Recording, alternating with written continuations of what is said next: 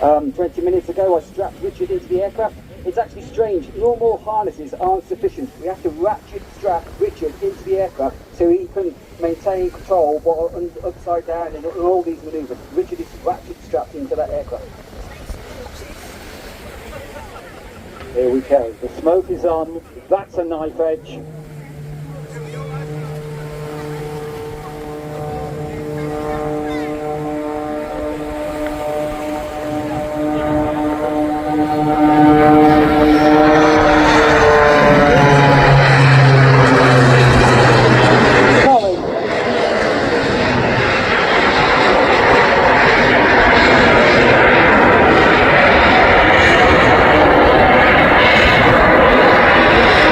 They've got the wrong soundtrack on. That is a jet.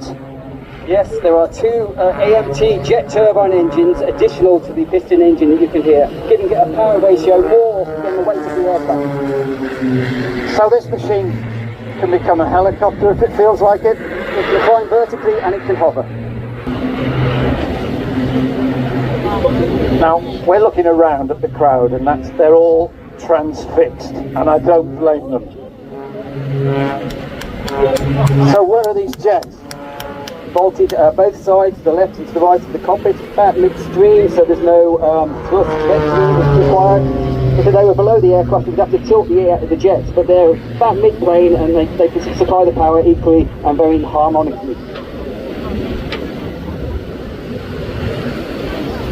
And I take it we're looking at a unique aeroplane. Richard wanted to bring a unique aircraft to the air shows. You, the audience, you want to see something different. So over the last 4 years, we've developed an aircraft which is completely and totally unique for you people here today.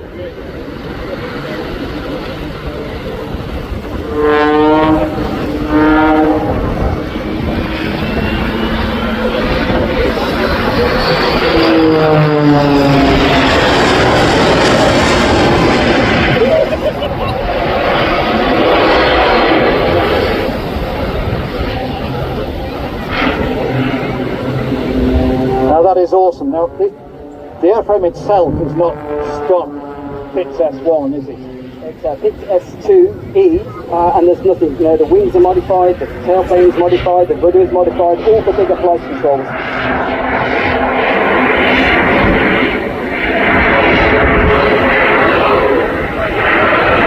The aircraft actually is quite heavy at the moment. It uses 60 litres of fuel in just the 10 minutes display. So the aircraft is quite heavy at the moment. In about, as we come to the end of the display, the aircraft is a lot lighter. It's a different animal, and then we can do the hovering manoeuvres. Colin, you were telling me about three fuel tanks.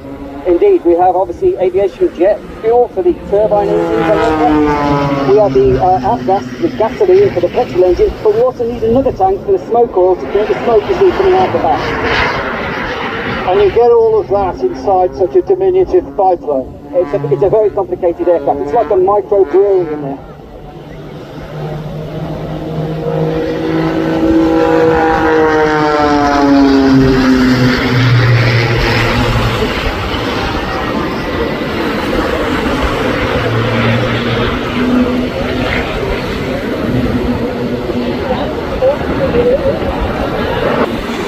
As you saw then, we used different types of thrust, so we could actually open one jet to the fore on the right, and therefore we could do two thick manoeuvres then with differential thrust from the two jet engines. So we're talking asymmetrics on this? Indeed, yes.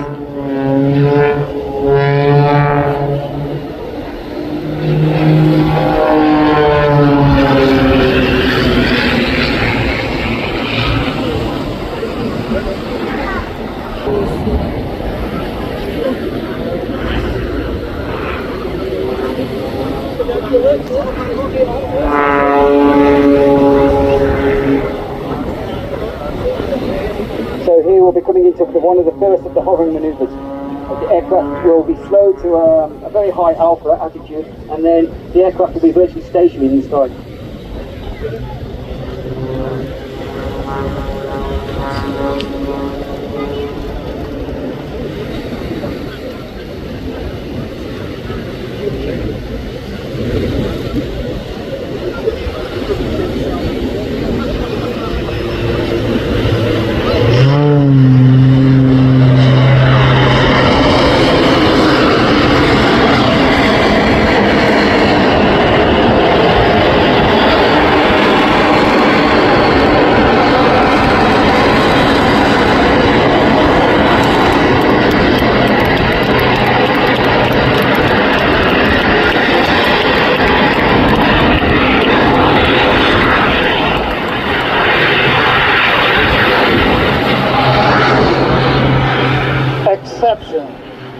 another aeroplane later on in this display that can do that sort of thing, but it costs billions.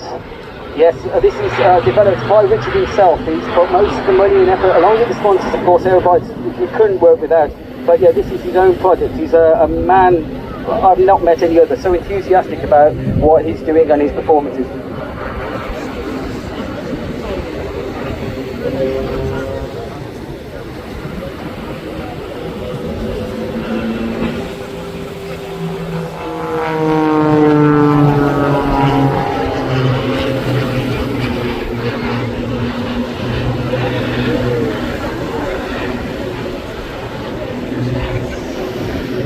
So I take it working on this aeroplane is, in one, satisfying and challenging. It's challenging because it's quite a new aircraft, therefore we have to study and monitor all the safety aspects of the airframe as it's put through its quite a high stress load.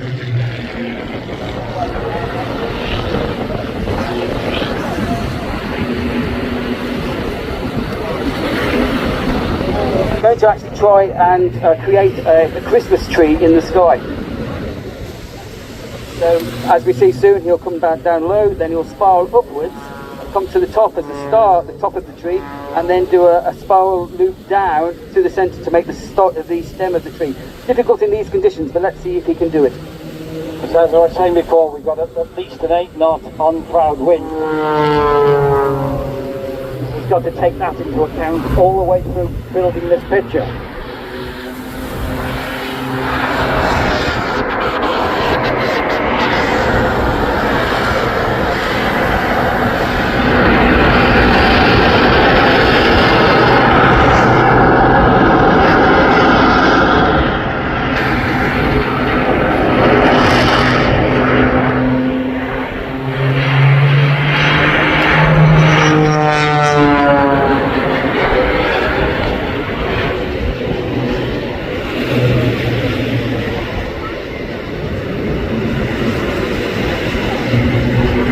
So as you see, that's the base of the tree, and he'll now climb with full thrust of the engines and try and come to a halt at the top to become the star at the top of the tree.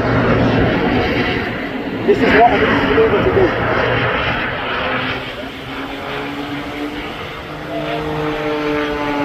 And then when he comes to a halt at the top, he'll then do a flat spin and create the trunk of the tree.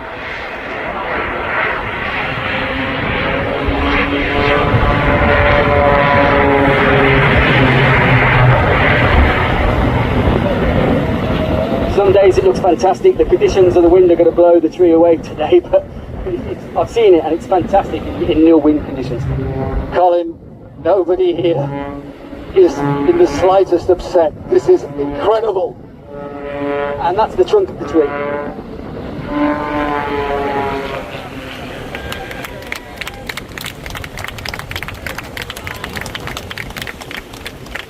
It's used 60 litres of jet fuel, and so now we're going to more hovering manoeuvres with a much lighter aircraft.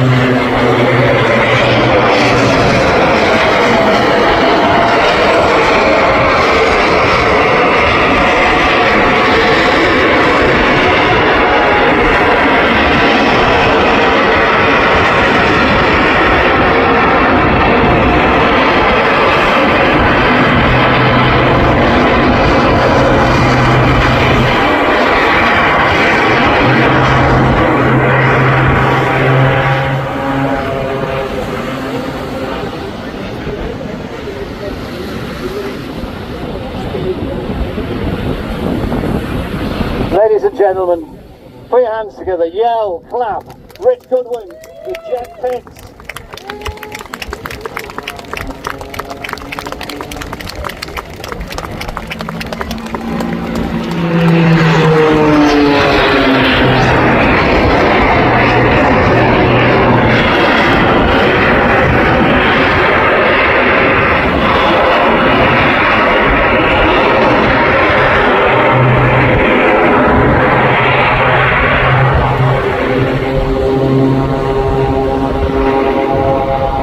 Ladies and gentlemen, I want you to remember that departure.